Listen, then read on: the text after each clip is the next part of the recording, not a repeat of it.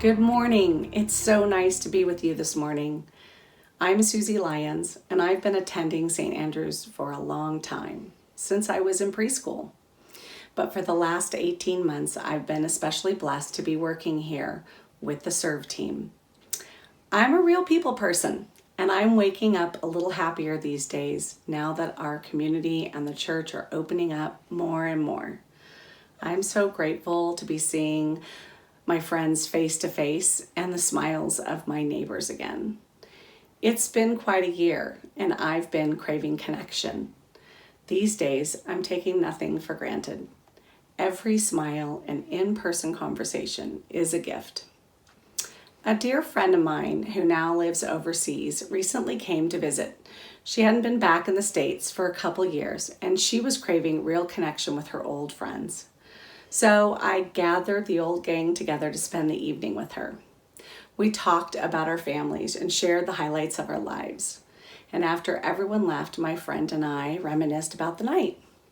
Of course, she delighted in seeing everyone, but she also expressed a little sadness that during our precious time together, her old friend shared what she called the Facebook version of their lives.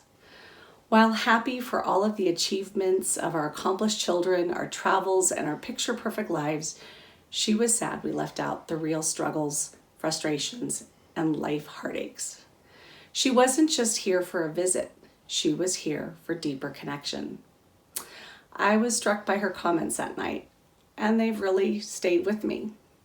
If we only give people the Facebook version of our lives, we're hiding behind a life we want people to think we have, as opposed to what our life really is like or what we're really going through. Conversely, sharing the real tougher parts of our lives with others gives them the opportunity to see our heart and step into life with us. It creates an invitational space to share our struggles and our pains and to ask questions and then to encourage one another. Most of the blessings God has in store for us will come through people. The most important thing God wants us to learn is love.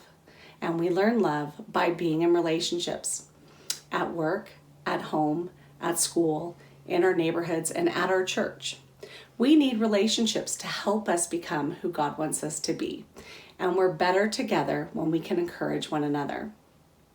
Romans 1:12 says, I'm eager to encourage you in your faith, but I also want to be encouraged by yours. In this way, each of us will be a blessing to the other. It's like that with God as well. Of course, the big difference is God knows everything about us. He sees us. God is never surprised. He wants us to trust in him and be completely authentic with him. Hebrews 4:13. Nothing in all creation is hidden from God's sight. Everything is uncovered and laid bare before the eyes of him to whom we must give account. We're not fooling God when we keep things from him. We're just fooling ourselves. He's not shocked by anything we're going through, and when we share it with him, it will never change the way he feels about us. He loves us unconditionally, and he doesn't want us to pretend. He's not just watching us and observing our ways and habits. He's actively looking to see how and where he can help us. Psalm 34:15. God is seeing you and attentive to your cries, hearing our needs, heartaches, and the longings of your heart. So I encourage you today, if you're craving connection, start with God. Open up, share your heart, and be real. Then lean in and share your true self with the people God puts on your path. Let's not take for granted the time we have to do life together and love deeper.